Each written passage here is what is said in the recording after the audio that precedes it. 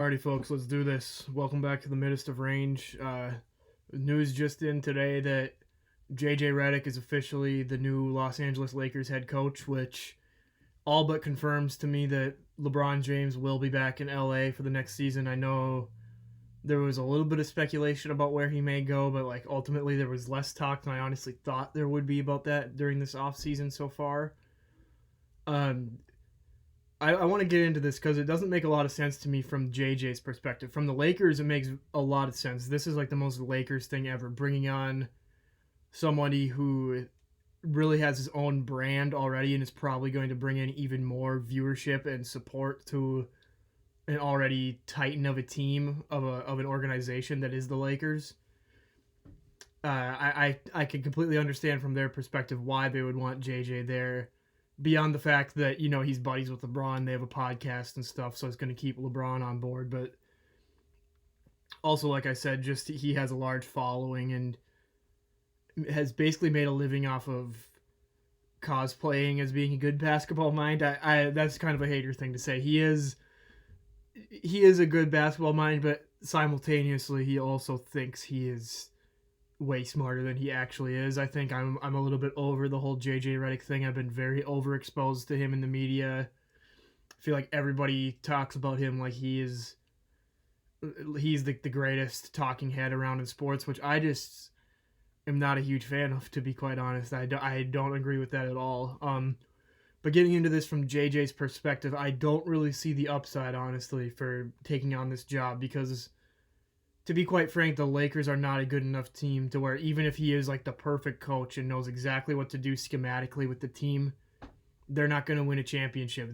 They could maybe squeak in the playoffs and maybe win a series or something, but this is an aging roster, and they don't have enough 3-point shooting. I guess we'll see what the offseason brings. We still haven't hit free agency in the draft, so give them some time there, but I just don't really. There's going to be so much scrutiny surrounding JJ now at this point. He's immediately going to be the bad guy to target because I'm a LeBron James lover. Okay, I don't really identify as a Bron sexual, but if you really want to, you could call me that. But just the way the media is, they've never blamed LeBron. It's always been a teammate or a coach, more specifically a coach. It's always the coach that gets the fire, gets all the heat from the media, from the public. And I think with JJ, that's not going to change. The second that the Lakers hit a funk or something, there's going to be articles coming out about JJ, and I feel like their podcast isn't going to be lasting long now, I'll tell you that much. It's just a really weird situation. I also, sorry, this is kind of out of nowhere, but I saw something that the Lakers haven't had a head coach last more than a couple seasons since Phil Jackson, which was 15, 20 years ago, somewhere in that neighborhood, which is crazy. And not to sound like a hater on LeBron, but it is, I feel like a little bit of that has to do with LeBron. He's famously a coach killer, and maybe JJ can prove me wrong with this and he'll be the first one to survive, but with the way this roster looks currently, I just don't see that happening. Maybe he can work some magic. I know he likes to use his big brain talk. I sound like a Republican right now.